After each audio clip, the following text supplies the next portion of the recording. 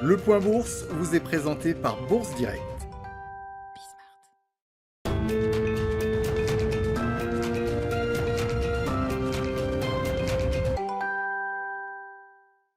La tendance est toujours en recul sur le CAC 40 à la mi-journée, une tendance marquée par la prudence avant plusieurs échéances cette semaine, mais aussi par les craintes sur le front sanitaire, avec notamment le variant Delta qui continue sa progression. Le variant serait en effet à présent responsable de la majorité des infections au Covid-19 dans de nombreux pays asiatiques et européens. Les investisseurs suivront donc avec beaucoup d'attention l'allocution télévisée d'Emmanuel Macron ce soir à 20h, où il devrait s'exprimer sur des questions de vaccination obligatoire en ce qui concerne le personnel soignant, mais aussi sur l'évolution des mesures de restriction. Au Royaume-Uni, les mesures de restriction sanitaire devraient justement normalement être complètement levées sous peu, avec toujours en tête le risque de voir le variant Delta continuer à se propager, une décision qui sera là aussi suivie de près. Le Royaume-Uni étant un des premiers pays à avoir officiellement communiqué sur un agenda de sortie de crise et à avoir massivement vacciné sa population. On note que la semaine qui s'ouvre marque également le début de la saison des résultats, avec notamment aux États-Unis la publication des résultats des premières grandes banques américaines dès demain.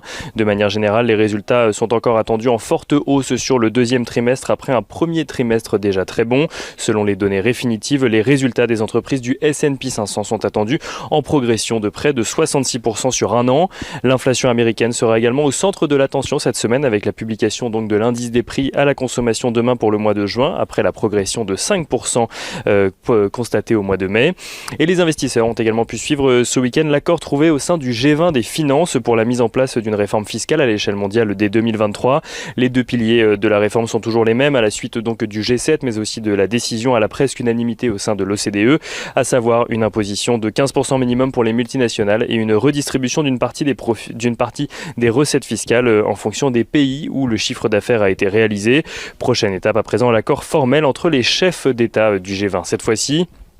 En Europe, Christine Lagarde a annoncé ce matin sur Bloomberg TV que la forward guidance de la BCE serait modifiée dès le prochain conseil des gouverneurs le 22 juillet prochain afin de refléter sa nouvelle stratégie. La BCE qui avait déjà annoncé en fin de semaine dernière que l'objectif d'inflation donc de la Banque centrale serait à présent un objectif symétrique de 2%, pouvant être dépassé à la hausse comme à la baisse temporairement.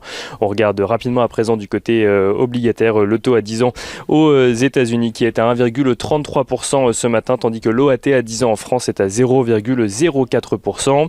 Et on regarde à présent ce qui se passe du côté des valeurs. Du côté des valeurs, Atos revoit à la baisse ses objectifs annuels en lien avec la crise sanitaire.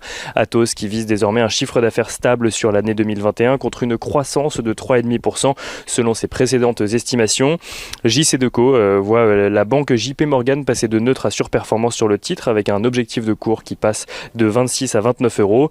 Et on finit avec les plus fortes hausses du jour qui sont signées à la mi-journée d'Asso Systèmes, Téléperformance, Sanofi, Worldline ou encore ST Microelectronics.